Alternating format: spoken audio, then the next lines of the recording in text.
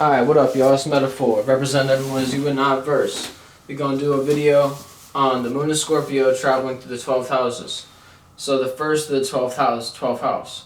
So if you have a Scorpio rising, Scorpio first house, Scorpio ascendant, whatever you want to call it, depending on your degree. So to say if you have a 24 degree Scorpio rising, it won't be towards the end of the transit that this first house accumulates and it enters this first impression, new personality. So we're going to go through it. So that moon in your first house is going to have a new emotion upon your personality, new feeling upon your first impression. So the way that you personally come across to individuals and your first impression to an individual, so to say, even if it isn't your first time being around somebody, it'll be a new personality, right? So the first house is cardinal. Then the second house would be a new value system upon how you feel, a new feeling upon your value system. So Scorpio in the second house individuals would deal with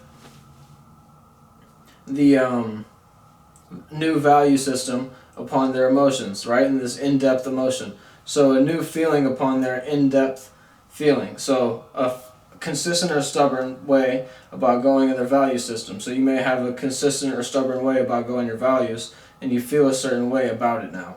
So to say, you had that traveling through, the moon traveled through your 7th house, then it's now, your first house, which if you were a Libra rising, you would have that new, cardinal way of feeling about your relationships, that thinking and communicating, and Libra is a relationship sign. So with the Libra rising and having this Scorpio in your second house, you'd have a new feeling, moon in Scorpio, about your value system upon how you go about valuing individuals, and now you feel a new way about it.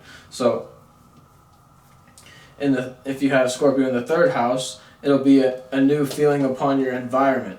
So a new feeling, new in-depth feeling, moon in Scorpio, new emotion, water, and it's fixed, so it's a consistent or stubborn feeling upon, since it's fixed, it'll be a consistent or stubborn feeling upon your environment. This is when your environment is showing you, okay, do I need to transform my environment, or do I need to, just stay in the cut, so to speak, which means in the cut means to stay out of the way. And these are both figures of speeches, but to be literal with it, you don't want to be in certain circumstances or environments around certain individuals that may get you into having to transform something. So you transform the environment, or you escape the environment and you transform in your own and create your own environment. And even if it is just being by yourself, like your 3rd house could even be like on your little social media, so to speak. So yeah. Then with the Scorpio in your 4th house, it'll be a feeling upon, a consistent or stubborn feeling upon your home life, right? Your privacy, your private matters. So things that you won't always bring to the forefront, to the 5th house. So this would be the Capricorn rising, I'm pretty sure. Make sure you got so the 4th house in Scorpio, then the 3rd house. I don't think it'd be Capricorn rising. So the 4th house in Scorpio, then your 3rd house would be Libra, then your 2nd house would be Virgo, and then this is Leo rising. I apologize. Yeah, this is my alignment. I got it fucked up. But this will be a new emotion upon your private matters. So the way that you the way that you are consistent or stubborn in your home, you're going to say, okay, should I transform this emotion that I've got going on in my home, or should I stick with it, or kind of just lay low for right now and allow this, whenever it enters into Sagittarius, see the new light upon it, and okay, that's what I want to do. You see what I mean? You may be too deep in the dark right now with that little 4th house of Scorpio, Leo rising. So, you're going to have this feeling at this point in time to say, all right, do I need to transform everything I got going on right now, or do I need to just kind of stay low and relax and hold my own, so to speak? Then with the 5th house being a Scorpio, you would have, this would be the Cancer rising, and so you're going to have a new I keep on saying new, but a consistent or stubborn way upon your expression. Either you express yourself like, okay, should I actually transform this? Do I need to be nasty to these individuals, or should I just kind of stay to myself and not express myself? Or should I say, like, nasty in the Scorpio way could be, ways that you're expressing yourself that, you want to, get nasty with an individual. Hey, do your thing, you know what I'm saying? I ain't no hater, you know what I mean? That's how we all got here in the first place. But, yeah, so, we're not going to go too in-depth with that, but I'm saying it's one of the two you want to go with. It's either, this individual's doing all this Moon and Scorpio stuff right now, you're like, I just want to lay low from that, or you indulge in it, and you want to actually transform it, and boom, you're going to get into that. Or you're around these people that make you express to them, you have to be like, oh, I don't like these individuals, or you just say, you know what, all right, we're going to lay low with my expression and just leave it be right now. You can't just be moody, I know how to be. But then we go move on to the 6th house. The 6th house would be your Gemini rising. With the Scorpio in the 6th house, it can be a consistent or stubborn way upon creating your pattern. So you're going to feel a certain way upon your pattern and routine and how you go about the details of your daily life. When you look at the houses, this is your areas of life. So whenever the moon enters your 6th house, you're going to have this consistent or stubborn way upon creating a pattern. So you think about the Gemini, they're all over the place. So with the Gemini rising, your first personality and your way of going about things is, okay, we're just going to kind of wing it. It's like the jack of many trades, the master of many but really none, you know what I mean? So like they're good at everything, but they're not amazing at just one thing. You see what I mean? They're good at multitude of things, but they're not amazing at just one thing exactly. So that's what I believe. With this 6th house being a Scorpio, you could say, okay, I need to transform that, and I need to have a consistent way upon going about my schedule and stick to the schedule. And if it doesn't work, then okay, we're going to transform it. But it's like, okay, sometimes you do need to be stubborn upon your schedule and say this is what we need to go about and not be too mutable. You see what I mean? So then with the 7th house in Scorpio, this would be your Taurus rising. And this would be a consistent or stubborn way upon going upon your relationship. So the way that you relate. Do you want to, it's kind of like, I bring in a little nasty energy, I know. But this is just Scorpio stuff. So, are you going to, allow your relationship to go to that, that next level and transform it? Are you going to relate to these individuals like, okay, well, this individual, if you're monogamous, which I hope so, you know what I'm saying? But hey, do your thing, you know what I mean? If you're doing it up, you're doing it up. You just do your thing. I ain't no hater, like I say. Shouts out to Math Hopper. It don't cost you no paper unless you's a motherfucking hater. You know what I'm saying? he be blanking it out because he be like, I'm going to get my bread. Shouts out to him. You know what I'm saying? But, yeah. So, he's a Taurus, for example. It's just being the energy. So, with the Taurus, it's going to be, okay, do I want to transform my way of feeling upon my relationship and actually, be a little bit more soft and, actually express myself and not be so hard and be like the bull until you back me in a corner, then I'm going to express myself. No, you want to be a little bit more in the forefront with your emotions and break that ice, you see what I mean? So like, Moon and Scorpio is like that emotion that's icy, and it's like I say, it's a fall here.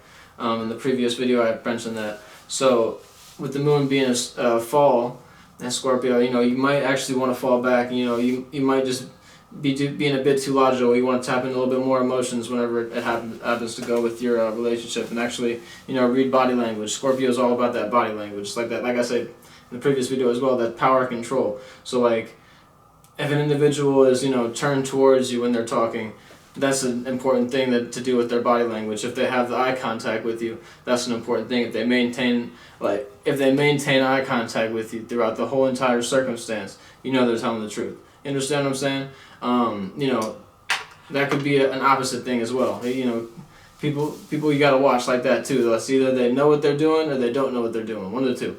So yeah, I like wearing the shades, but yeah, we're gonna rock out for the rest of the video without it. So with the Scorpio in the 8th house, it's gonna be a consistent or stubborn way upon going your sacred matters, your secrets, and the things that you want to keep behind the scenes and kind of in the deep dark in the closet, you know what I mean? That nobody sees but you got it all together. Hopefully. Trust you got it all together. We're not going to use the word hope. So yeah, This would be the Aries rising. The Aries rising would have, okay, do I want to actually go and feel this way and transform my sacred matters and actually transform my feeling upon, you know, my deep and dark secrets, or even just things I want to keep private to myself? Do I want to express that, or do I want to keep that to myself and keep it in the 8th house? So it's like, do you want to break that ice and, you know, share that with someone that you actually feel that that trust and loyalty with, like you have power and control of the circumstance, so you can actually, you know, direct your emotion correctly. So yeah, that's, you know, one of the two. Whichever circumstance you're going about, you know, do whatever best for you. So then the Scorpio in the 9th house, which would be the Pisces rising. The Pisces rising would have the knowledge and wisdom, a new feeling upon their knowledge and wisdom. So creating a new knowledge and wisdom upon their spirituality, religion, you know, things like that. You know, I'm not really conforming to religion when I say religion. I'm just saying individuals that are going through that,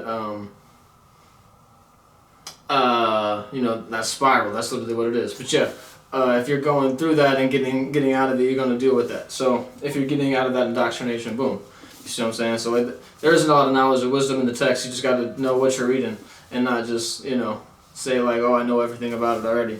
Like, a lot of the time you can say that, but it's like you want to actually, you know, cross-reference upon different types of these things. You see what I mean? This is all 9th house stuff for the Pisces rising. So you go either say, okay, do I want to stick with my own feeling upon my knowledge and wisdom and the way I travel in the mind, or even physically? Do I want to feel a new way and transform that? Like, do I need to, you know, go out and get a new car? Do I need to get a new bus pass, for example, if you don't have a car? Things like that. So yeah, traveling in the mind or even physically. So you're going to transform that. And then with this would be the Aquarius rising with the 10th house, and it'd be a new feeling upon, well, not a new feeling, I'm sorry, I keep on saying that, I apologize. But I'm getting used to doing the houses. So it's a consistent or stubborn way upon your career and feeling. So either you transform your career and say, do I need to scrap my my old way of going about things? I feel a certain type of way about this. Do I need to scrap it, or do I need to actually stick with my career and say, all right, maybe there's certain things I can change within my career in the way I look at my business? Okay, am I just being, am I overlooking certain things? Like, the Scorpio is all about, like I say, body language and that power control. Like, do I have power and control over my business and my circumstances in my career? So yeah, that's what you're going to be transforming upon emotionally, is your career-based things, Aquarius rising. And then the Capricorn rising with the 11th house, it would be a new it's fun to say as well, you know, you see what I'm saying? You think about a new, they was talking about the sun, and it's in the, you know, Egyptian text and things like that. It's interesting. So, you know, it's like a 12 o'clock thing, tangent.